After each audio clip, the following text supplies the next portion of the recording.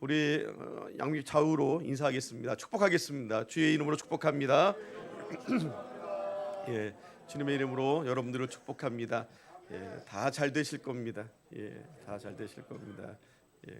감사합니다. 오늘 말씀의 제목이 위험한 착각입니다. 위험한 착각. 한 10여 년 전에 우리 쉼터에 그 조은 집사님이라는 분이 계셨어요. 아시죠? 또 전상근 집사님이라는 분이 계시는데 뭐 둘 다 이제 나이가 너무 드셔서 뭐 한 분은 거동하기 힘들어서 못 오시고 못 나오시고 또 한 분은 또 어디 있는지 잘 모르겠지만 딱 두 분이 항상 이렇게 예배를 드리며 맨 앞에 앉으셨어요. 맨 앞에. 근데 제가 설교를 하면 항상 이렇게 손수건을 꺼내서 눈물을 닦으시는 거예요. 내가 그분들만 보면 내 설교가 얼마나 감동이 되길래 저렇게 눈물을 흘리면서 말씀을 들을까 보면서 은혜 받고 내가 내가 설교를 꽤 잘하나 보지 막 그런 교만도 막 생기고 막. 늘 이렇게 설교를 하면 늘 감동을 받으시는 거예요. 늘 감동받고 눈물을 닦으시는 거예요. 한참 뒤에 그게 착각이라는 것을 제가 알겠는데 한참 뒤에 같이 식사를 하는데 그 조은 집사님이 그러는 거예요. 아이고 요새 나이가 먹으니까 그냥 눈물이 나. 나이가 먹으니까 눈물이 난대요.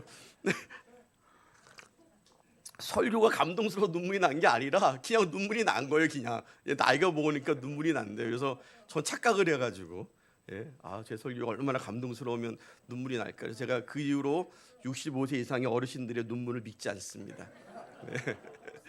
그냥 늙어서 눈물이 나는 겁니다. 그냥 나이가 많아서 눈물이 나는 겁니다.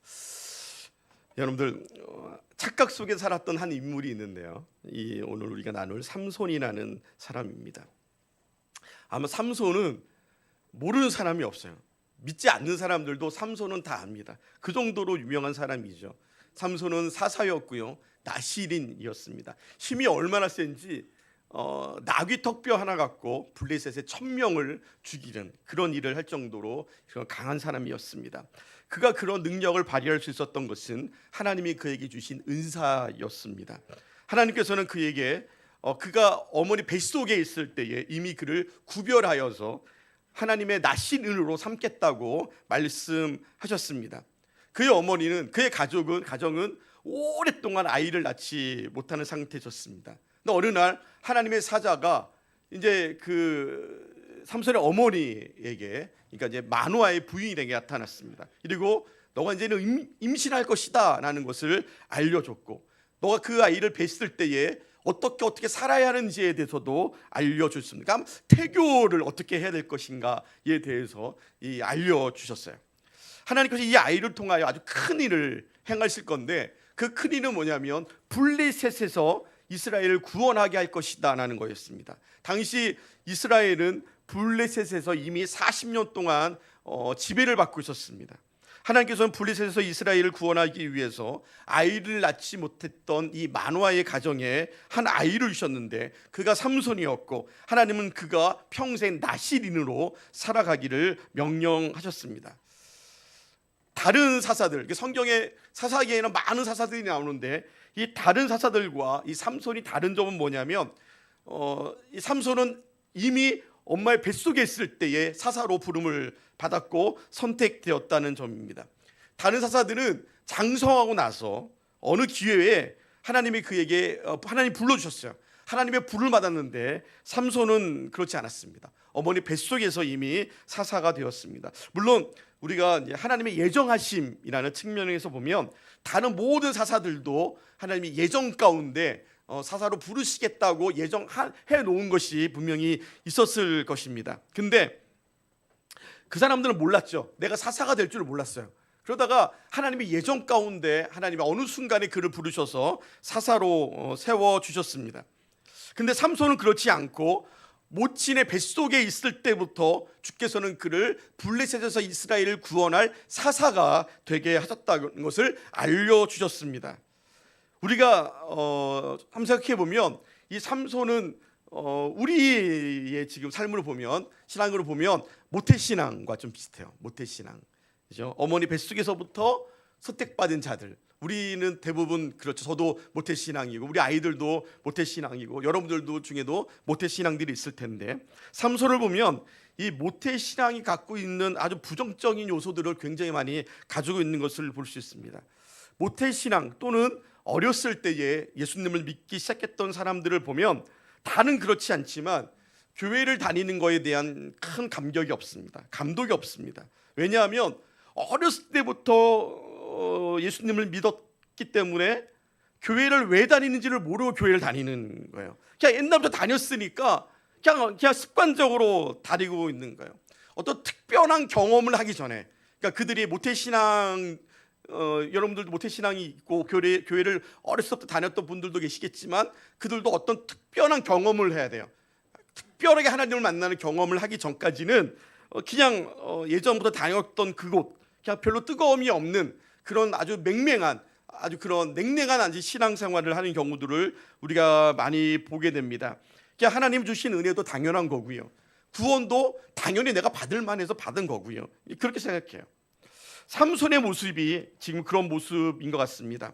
하나님께서 놀라운 은사를 그에게 부어주셨는데 자신이 원하는 모습, 자신이 원래 원하는 모습이 아니었고 그냥 삼손이 그냥 원래부터 있던 모습이잖아요. 그러니까 이게 특별한 자기에게는 은혜가 아닌 거예요. 그냥 내가 원래 갖고 있던 나의 모습이었던 것이죠. 그가 힘이 세고 힘으로 블레셋 사람들을 죽일 때에 이게 하나님으로부터 온 것이다 라는 생각이 아니라 나는 그냥 힘이 센 사람이야 라는 생각을 아마 그가 갖고 있었던 것 같습니다. 하나님의 일이나 하나님의 영광을 위하여 사는 것이 아니라 그냥 자신의 힘을 자랑하고 자신의 힘을 쓰는 것이 그에게는 그냥 그런 일상이었습니다. 사실 이 삼손의 부모는 삼손을 하나님의 뜻대로 키우기 위해서 무던히 애를 썼던 사람이었습니다. 그러니까 이 마노아가 아이를 갖지 못하고 있을 때에 하나님의 사자가 그에게 아이를 있을 것이다 라는 것을 알려줬을 때에 이 마노아는 굉장히 두려움에 휩싸이게 되었습니다. 그래서 하나님께 첫 번에 이렇게 기도를 해요. 여호와께 기도하여 이르되 주여 구하옵나니 주께서 보내셨던 하나님의 사람을 우리에게 다시 오게 하사 우리가 그 낳을 아이에게 어떻게 행할지를 우리에게 가르치소서. 이렇게 기도합니다. 하나님, 다시 하나님의 사람을 나에게 보내셔서 내가 이 아이를 어떻게 키워야 될지를 알게 해주십시오. 라고 기도합니다. 우리가 예전에 우리 코로나 오기 전에 잠시 동안이지만 우리 부모 기도회를 한 적이 있어요. 어머니 기도회를 한 적이 있는데 그때 주제가 이 아이를 어떻게 키울지를 알게 하소서라는 것입니다. 이 아이를 어떻게 키울지. 아마 이 마노아가 그의 아내에게 하나님의 음성, 그러니까 하나님께서 말씀하신 말씀을 듣고 났을 때에 굉장히 두려웠어요. 왜냐하면 하나님께서 이 아이를 어떻게 키울 거냐, 이 아이는 태에서부터 그가 죽는 날까지 하나님께 바쳐진 나실인이 됨이라 라는 말씀을 들었을 때에 이 마노아는 두려움 가운데 있었습니다. 큰 근심 가운데 있었습니다. 왜냐하면 이 나신으로 선택받은 이 아이를 어떻게 키워야 될 것인가. 마노아의 가정에는 오랫동안 아이가 없었습니다. 아마 이 아이를 낳는 일을 포기했을 것입니다. 근데 갑자기 여호와께서 그의 아내에게 나타나서 아이를 주겠다는 거예요. 그것도 그 아이를 그냥 키우는 게 아니라 이스라엘의 구원자로 키우라는 거죠. 나실인으로 구별되어 키우라는 거예요. 그러니까 이 부모의 입장에서는 너무너무 두려운 거예요. 아이를 낳는 게, 이 아이를 키우는 게. 여러분들은 여러분들의 자녀를 양육하는 데 있어서 두려움이 있으십니까? 여러분들의 자녀를 어떻게 키우는 것이 정말 구별된 자로 키울 것인가에 대한 그런 두려움을 갖고 계십니까? 우리는 한번 곰곰이 이 문제에 대해 생각을 해봐야 돼요. 그냥 세상에서 잘 먹고 잘 살고 좋은 위치에서 좋은 대학 나와서 좋은 명성을 얻고 좋은 집에서 좋은 아내, 좋은 남편 얻어서 그렇게 살아가는 것이 인생의 마지막이고 인생에서 가장 좋은 모습이다라는 생각을 갖고 있다면 우리의 온통 우리의 투자는 그것에 집중하게 될 거예요. 근데 오늘 마노아는 그렇지 않았습니다. 오늘 마노아는 그의 두려움은 이 아이를 어떻게 하나님 앞에서 어떻게 구별된 백성으로 키워야 할 것인가가 그의 기도 제목이었습니다. 우리는 여러분들, 저도 아이를 키우지만 아이를 키울 때에 그런 두려움이 있어야 됩니다. 내가 혹시나 잘못해서, 내가 부모로서 저 참 회개할 게 많고, 우리 집사람하고 저도 늘 얘기할 때 우리가 참 회개할 게 많다는 얘기를 많이 해요. 이 아이를 키우면서 너무 잘못한 일들이 많다. 이 아이에게 함부로 대하고 함부로 하고 그런 일들, 자식이라고 함부로 했던 그런 모습들에 대해서 참 많이 후회도 하고 회개도 합니다. 정말 이 아이가 하나님이 쓰실 아이들이라면, 여러분들 하나님 앞에 구별된 백성으로 살아가야 한다면, 우리가 이 아이에게 어떤 말을 하고 어떤 모습을 보이고 어떤 삶을 보여줘야 되고 어떻게 가르쳐야 되는지에 대해서 우리는 두려움 가운데 있어야 됩니다. 그러지 않으면, 잘못하면 여러분들, 하나님이 이 아이를 우리에게 주신 그 목적에 대해서, 하나님 우리에게 맡기신 그 일에 대해서 우리는 너무 소홀하게 내 것이라는 것, 이 아이는 내 것이라는 것 때문에 너무 소홀하게 대할 수도 있다는 것입니다. 나실인에 대한 규정이 민수기 6장에 기록되어 있습니다. 우리 잠시 한번 우리 민수기 한번 볼까요? 민수기 6장 한번 넘어가 보겠습니다.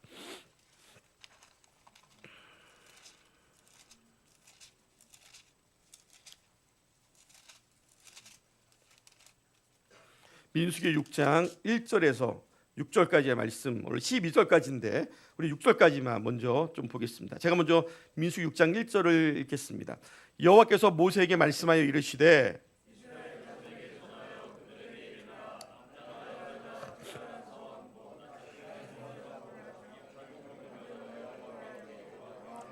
포도주와 독주를 멀리하며 포도주로 된 초나 독주로 된 초를 마시지 말며 포도즙도 마시지 말며 생포도나 건포도도 먹지 말지니,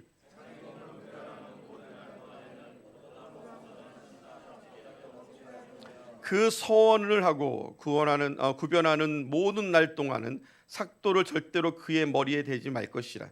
자기의 몸을 구별하여 여호와께 드리는 날이 차기까지 그는 거룩한지 그의 머리털을 길게 자라게 할 것이며, 구별하여 여호와께 드리는 모든 날 동안은 시체를 가까이 하지 말 것이요. 아멘. 세 가지 이야기를 합니다. 하나는 절대 술을 금해야 됩니다. 심지어 술을 만드는 포도도 금해야 됩니다. 건포도도 금해야 됩니다. 약간이라도 그 나신으로 자라는 데 있어서 정말 티라도 있으면 안 되는 거예요. 그래서 포도주를 만드는, 포도주를 만드는 이 포도를 말려서도 먹으면 안 됩니다. 이거 굉장히 중요한 일이죠. 두 번째로, 구별하는 날 동안에는 절대로 머리를 깎아서는 안 됩니다. 세 번째로, 시체를 가까이 해서는 안 됩니다. 심지어 부모가 죽어도, 형제가 죽어도 시체를 만져서는 안 돼요. 왜냐하면 더럽혔다, 구별된 백성을 더럽힌 일이 되기 때문에 그렇습니다.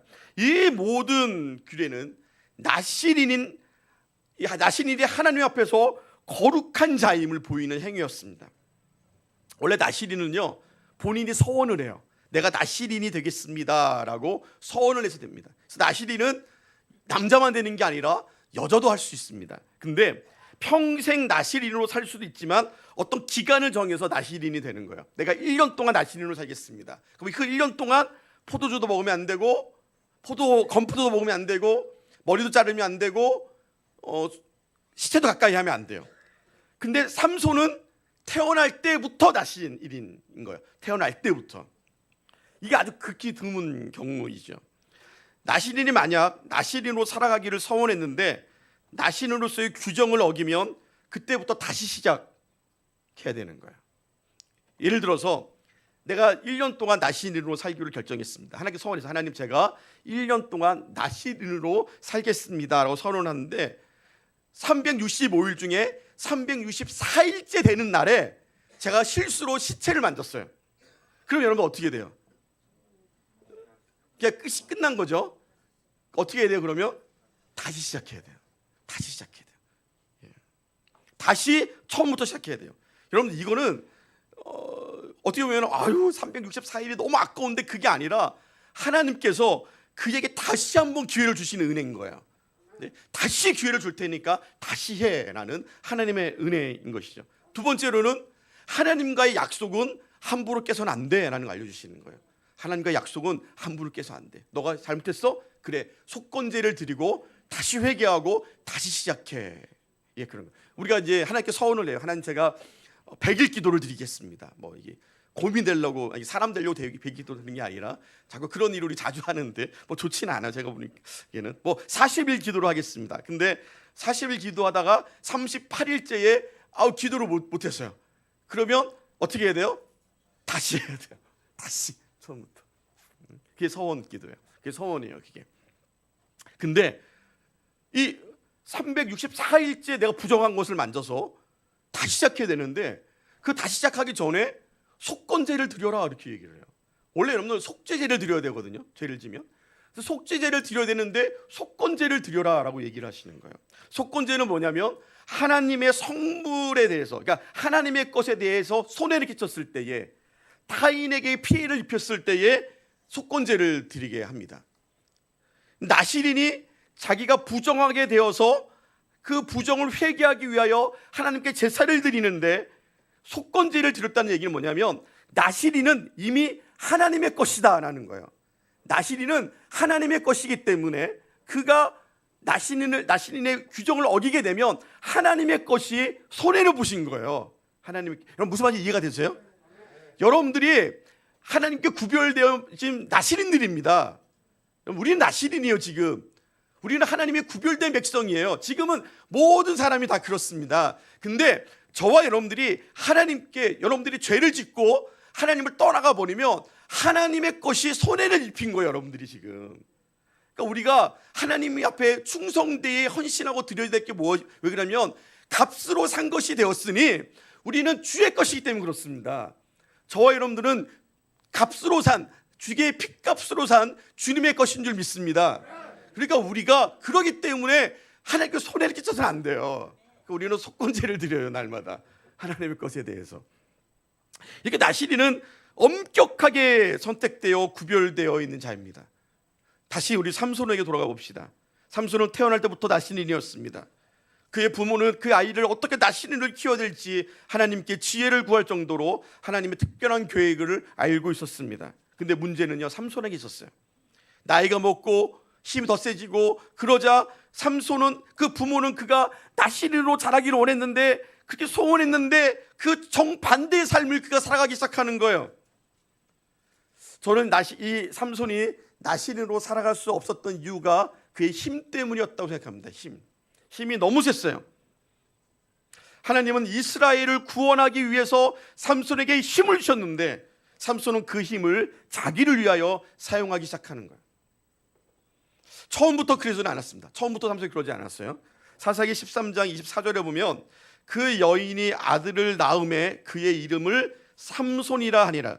그 아이가 자라매 여호와께서 그에게 복을 주시더니 소라와 에스다올과 사이 마하네단에서 여호와의 영이 그를 움직이기 시작하였다 그랬습니다. 그러니까 삼손이 처음에는 하나님의 영이 임하여서 그가 힘이 세지고 그 힘으로 하나님의 일을 하기 시작했을 겁니다. 근데 그 일이 오래되자 점점 하나님보다 자기가 앞서기 시작하는 거예요.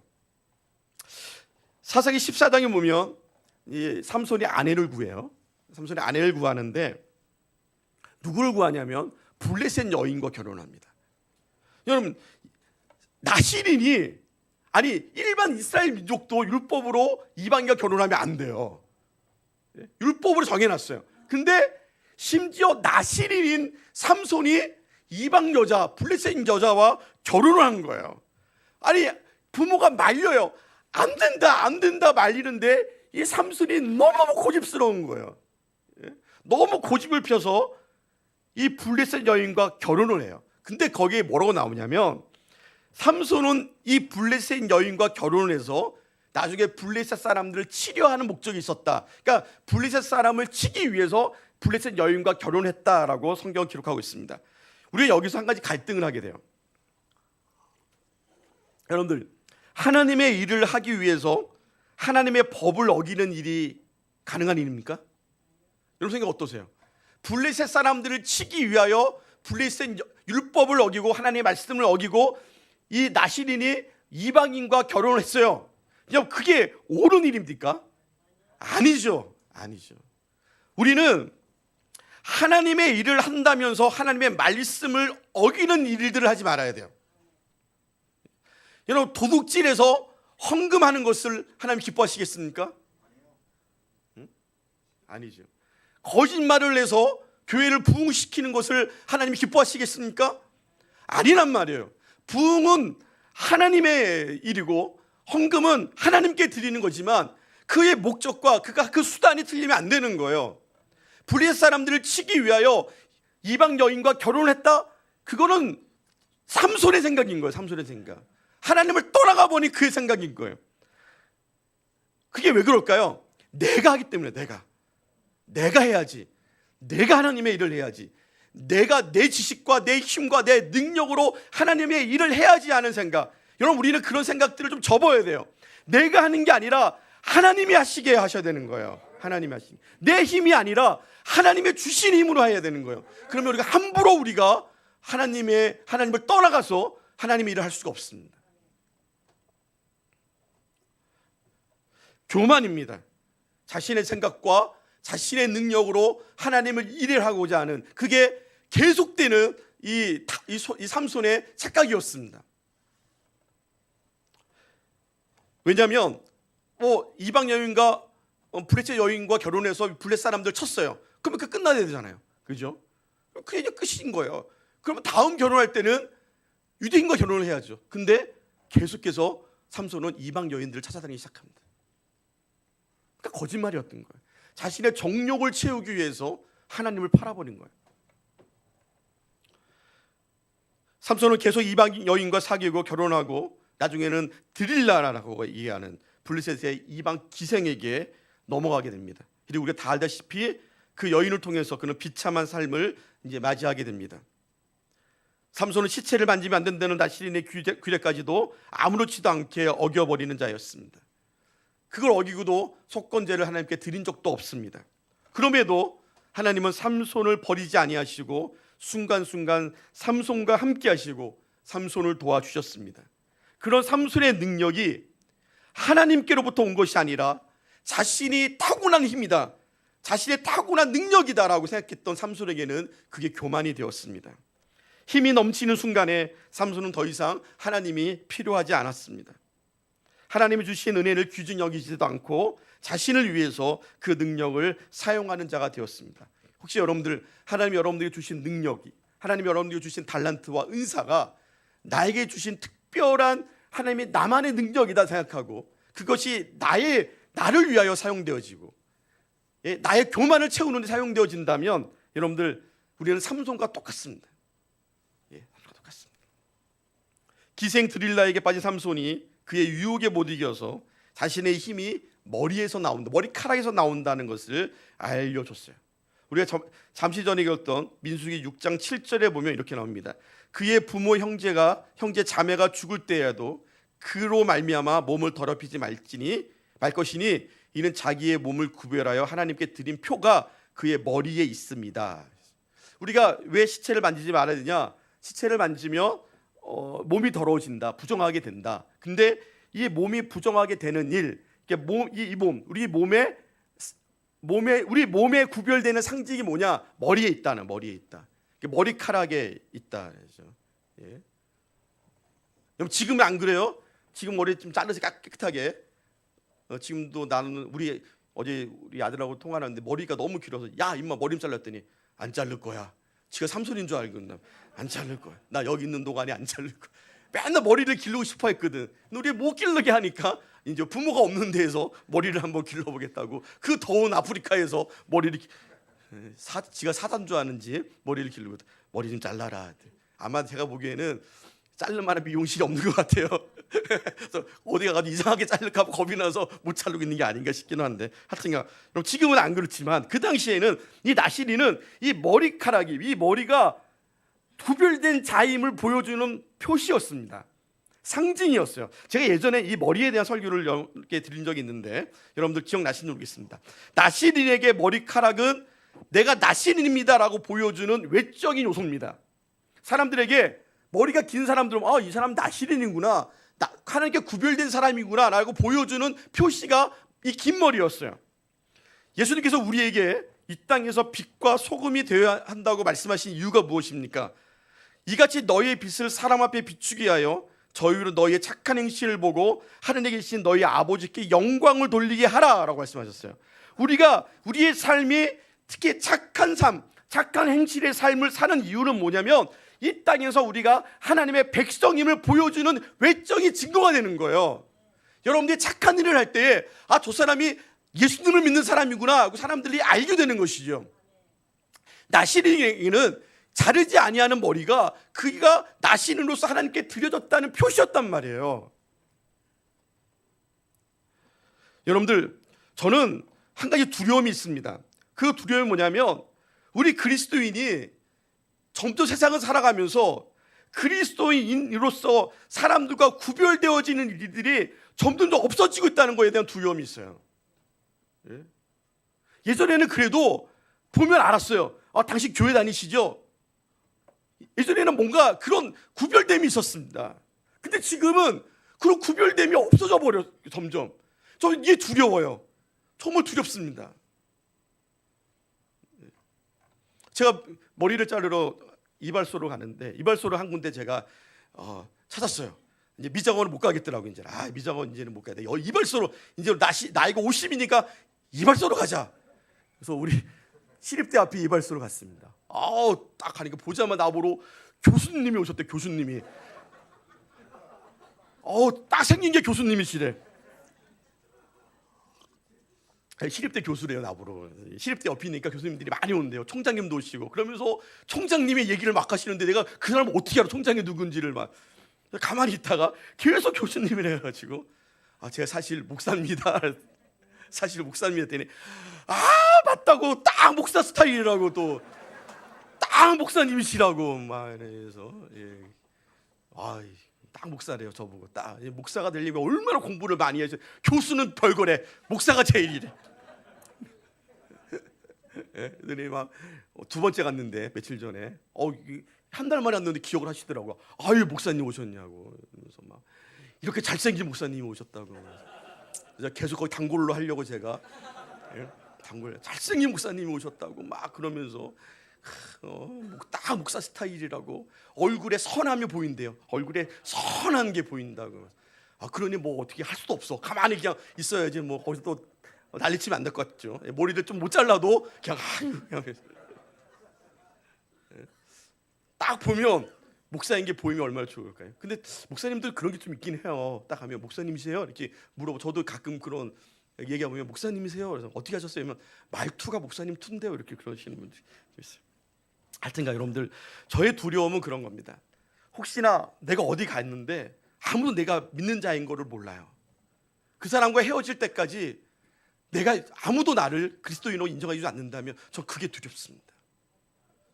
무엇이든지 간에 한 가지라도 어디서 내 말이든지 행동이든지 뭐든지 간에 저 사람은 좀 구별된 사람인데 저 사람은 그리스도인인데 라는 것을 우리가 품겨야 되는 거예요. 그게 그리스도의 품격이잖아요, 여러분들. 근데 점점 그게 없어요. 점점 없어요. 나중에 집사람과 알면 깜짝도 놀래요. 당신 교회 다녔어요? 당신 장로예요? 그래도 옛날에는요, 그리스도인으로 구별되는 가장 큰 거는요, 술 먹지 않고 담배 피지 않는 거였어요. 다 술 먹어도 난 안 먹으면 왜 안 먹으세요? 교회 다니세요? 그랬단 말이에요. 지금 그런 게 없어요. 그런 것도 없어요. 전 이게 두려워요. 마치 삼손의 머리카락이 잘린 것처럼 우리는 그렇게 잘려진 삶을 살고 있어요. 여러분들의 머리카락이 뭡니까? 여러분들의 인생에 내가 구별된 사람이라는, 내가 성도고 그리스도인이라는 그런 여러분들 그런 머리카락이 뭐가 있습니까? 혹시나 다 잘려버리지 않으셨습니까? 아무도 여러분들 그리스도인을 인정하지 않고 혹시나 그리스도인으로 여러분 혹시나 내가 예수 믿는다고 알려질까 봐 두렵지 않습니까? 창피하지 않습니까? 삼손이 머리가 잘렸습니다. 머리카락이 잘렸습니다. 이제 일반 사람과 똑같이 되었습니다. 더 이상의 구별함도 없고 이제는 마치 부정하여 머리가 밀린 나시린이 되고 말았습니다. 힘이 빠진 삼손, 블레셋 사람이 잡으러 옵니다. 자신의 머리카락이 밀린지도 모르고 쿨쿨 잠만 자고 있던 이 삼손이 큰 소리가 나자 깨어나서 이제 내가 내 힘을 한번 발휘해야지 하고 나왔는데 힘이 어떻게 했어요? 없어져 버렸어요. 삼손이 잠을 깨며 이르기를 내가 전과 같이 나가서 몸을 떨치리라 하여도 여호와께서 이미 자기를 떠나신 줄을 알지 못하였다. 착각입니다. 착각. 어떤 착각이에요? 아직도 나에겐 힘이 있지, 아직도 나는 힘이 있지라는 착각 속에 살았어. 근데 깨보니까 힘이 없어서 그랬어. 하나님의 영광이 그에게 떠나가 버린 줄을 그를 몰랐습니다. 그래서 오늘 제가 말씀의 제목을 위험한 착각이라고 정했습니다. 삼손의 머리가 밀리고 이스라엘 사람과 똑같이 되어버렸지만 그는 아직도 자기에게 힘이 남아있을 것이라고 생각했습니다. 아마 술을 먹었겠죠. 술을 취해서 자기의 머리가 밀린지도 몰랐을 겁니다. 공부를 잘 못하는 친구들의 특징이 하나 있어요. 어떤 특징이냐면 자기는 마음만 먹으면 잘할 수 있다는 특징은 착각을 해요. 나는 마음만 먹으면 잘할 수 있어. 문제는 마음을 안 먹기 때문이지, 내가 마음만 한번 먹어봐. 제가 그랬어요. 저는 학력고사 세대이긴 한데 100일 남았을 때에, 학력고사 100일 남았을 때 어떻게 했냐면 하루에 1점씩만 올리면 돼. 하루에 1점, 그거 못 올릴까 봐 하루에 1점씩 올리면 100이면 100점이 올라가는 거야. 근데 안 하던 놈은 어떻게 할 줄을 모르겠더라고요. 어떻게 해야 될지를 모르겠다. 시간이 지나는데 90일, 80일, 70일 공부를 어떻게 해야 될지 모르는 거예요. 안 해봤기 때문에. 착각이었던 거예요. 100일날 가졌던 그 생각이 착각이었어요. 나는 마음만 먹으면 공부를 잘할 수 있을 거라 했던 그 생각이 착각이었어요. 여러분, 제가 오늘 여러분들에게 드리고 싶은 말씀이 이 말씀이에요. 여러분, 신앙에 착각하지 마십시오.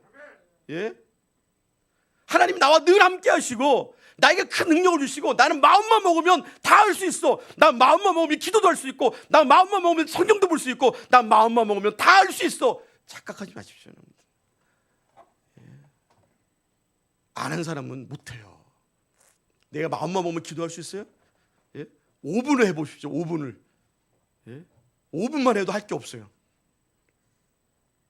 삼손의 착각이 이런 겁니다. 그는 그의 힘이 하나님께로부터 온 것이 아니라 원래 자기의 것으로 착각했습니다.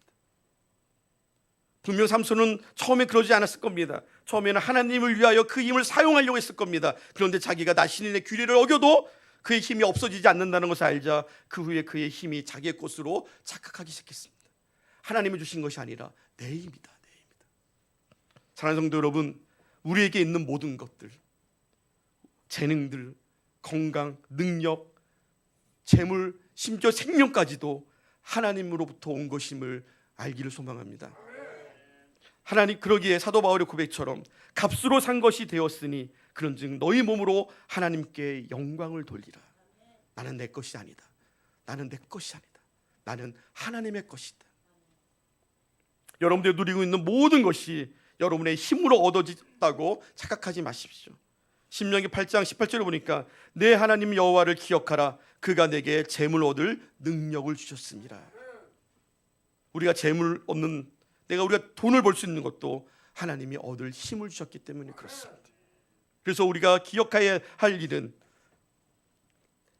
주의 일을 할 때에 이것이 나에게서 나온 것이 아니라 하나님께서 부어주신 은혜와 은사를 통해 나왔다는 것을 깨달아야 됩니다. 에베소 3장 7절에 보니까 이 복음을 위하여 그의 능력이 역사하시는 대로 내게 주신 하나님의 은혜의 선물을 따라 내가 일꾼 되었노라. 하나님이 주신 은혜의 선물이다. 내가 주의 일을 하는 것은 하나님이 내게 은혜로 주신 선물이다. 내 일을, 하나님의 일을 내 힘으로 한다면, 그런 생각 갖고 있다면 착각입니다. 두 번째로, 삼손의 착각은 자기가 항상 사사로 살 것이다 라고 착각했어요. 구원은 단 1%도 우리의 힘으로 들어온 것이 아니기 때문에 내가 잘잘못을 한다 해도 그 구원은 이미 없어지진 않습니다. 우리가 좀 여기에 대해서 좀 생각해 볼 필요가 있어요. 그런 사람이 있어요. 내가 이미 난 구원받았으니까 내가 마음대로 살고 술도 먹고 마음대로 살아도 하나님이 나 구원하실 거야 라고 생각하는 경우가 있어요. 그런데 이 구원의 예정하심은 하나님 편에 있는 거예요. 하나님 편. 내 편에 있는 게 아니라 하나님께서 확증하고 보증해 주시는 거지, 내가 보증할 게 아니야. 이게 무슨 말이냐면 여러분들 사도 바울은 이렇게 얘기했어요. 내가 혹시 다른 사람을 구원하고 내가 구원받지 못할까 사도 바울은 두려워했습니다. 사도 바울의 입장에서는 날마다 죽음으로 구원을 이루어가는 순간이었어요. 하나님께서는 구원을 보장하셨지만 그 보장한 것은 하나님 편에 있기 때문에 하나님 아시는 거예요. 여러분들이 아는 게 아니란 말이에요. 그래서 사도 바울은 늘 두려움과 떨렸어요. 두려움 가운데 있었어요. 왜? 나는 혹시나 내가 구원받지 못할까. 물론 그게 나중에 구원의 확신, 그러니까 구원의 확신이 없어서가 아닙니다.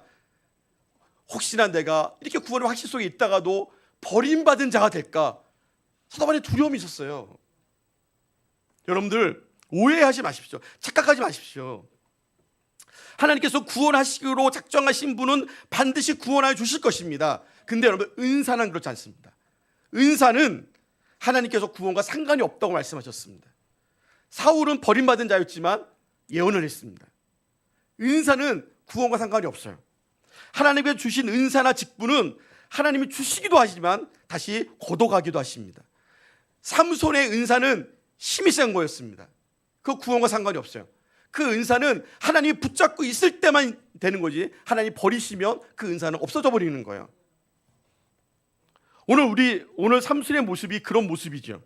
하나님이 주신 거니까 평생 그와 함께 할 것이다 라는 착각입니다. 하나님께서는 삼손의 부정한 모습 속에서도 참고 기다리셨지만 마지막 그의 머리가 밀리는 순간에 하나님은 그에게 주신 은사인 힘을 걷어가 버리셨습니다. 하나님께서 여러분들에게 주신 은사와 달란트가 있을 겁니다. 우리는 그것을 통해서 하나님께 영광을 돌리는 삶을 살아야 될 줄 믿습니다. 5달란트 받은 자와 2달란트 받은 자는 그 은사를 잘 활용해서 더 많은 것을 받았지만 1달란트를 숨긴 자는 그거마저 빼앗겨 버렸습니다. 오늘 삼손이 빼앗긴 자입니다. 제가 어렸을 때에 들었던 한 이야기가 지금도 항상 내 마음속에 있는 말씀이 하나 있습니다. 그 이야기가 있습니다. 뭐냐면 저희가 예전에 저희 집이 망해서 판잣집으로 이사를 갔을 때에 그 판잣집이 다다다다 이렇게 판자로 붙어 있는 집인데도 다행히 그 라인이 다 예수님을 믿는 분들이 있었어요. 같은 교회를 다니시고 그러셨어요.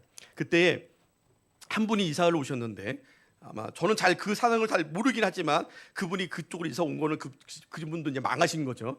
망해서 이제 거기로 오셨는데 그분이 이런 간증을 해요. 하나님께서 그 집사님 부부에게 여러 가지 은사를 주셨습니다. 병을 고치는 은사도 주시고 상담을 해서 어려운 사람들을 도와주고 기도해 주는 그런 은사를 주신 거예요. 그러니까 너무 많은 사람들이 찾아오는 거예요, 집을. 그냥 힘든 사람들이 많으니까 그 집사님 집에 와서 위로받고 기도받고 싶어서 사람들이 너무 많이 찾아온 거예요. 그랬더니 하나님께서 그 가정에 그렇게 상처 입고 병든 사람들을 많이 보내주셨는데 처음에는 감사해서 정말 대접도 하고 열심히 기도도 해주고 예배도 드려주고 막 했는데 나중에 짜증이 나는 거예요. 아유, 너무 많이 사람들 오니까 자기 생활도 없고 귀찮은 거예요. 그래서 하나님께 그렇게 기도한 거예요. 하나님, 이 은사를 거둬가 달라고. 예? 나 너무 힘들어 거둬가 달라고. 근데 정말 하나님이요 그 은사를 거둬가 버리셨어요. 그때부터 그 가정의 고난이 시작되기 시작한 거예요. 예?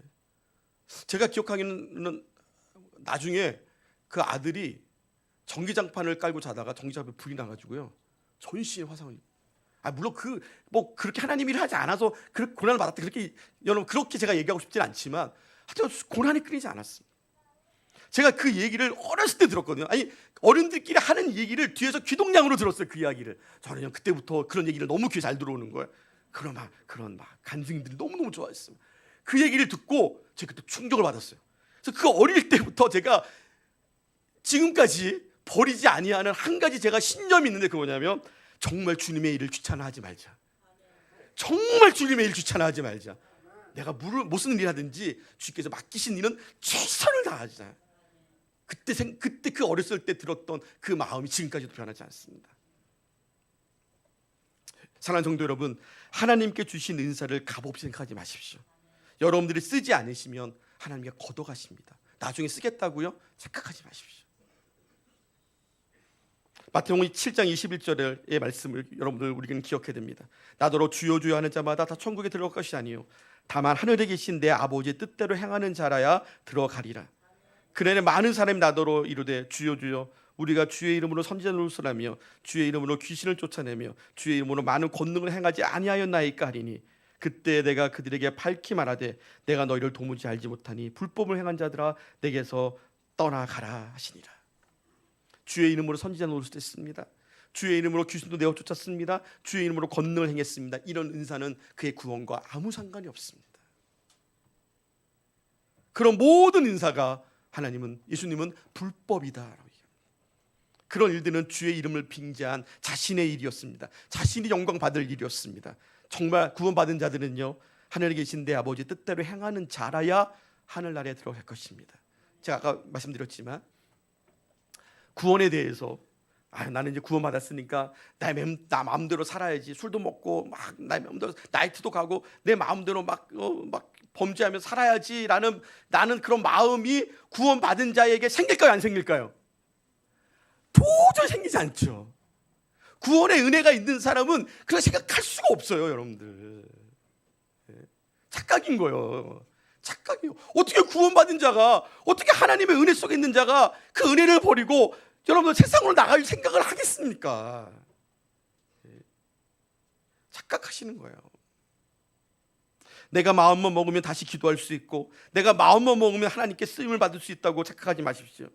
지금이 은혜 받을 만한 때입니다. 지금이 구원의 날입니다. 내일 하겠다고요? 모레 하겠다고요?